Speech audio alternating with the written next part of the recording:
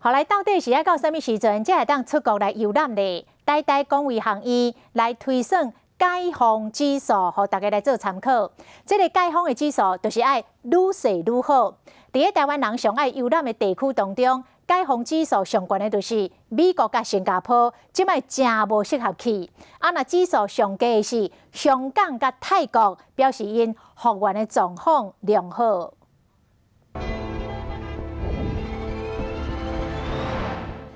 看到较早出国游览的相片，一直想要出去，是毋是真正会再放心出去行行呢？台大公卫学院推出解封指数公式，和数字讲话，确诊数拄康复人数乘以1.24率，这个数字佮减1就是解封的指数，若无超过1，就是表示复原的情形良好，会使慢慢的解封。若比1较大，就还阁真严重。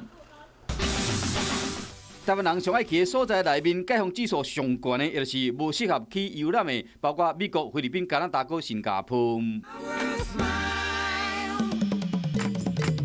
解封指数上低是香港甲泰国，敢会使安心啊去啊？其实建议最低的这个安全是在小于0.1，这个是我们的目前的建议，但是这还需要一些实证的资料来参考。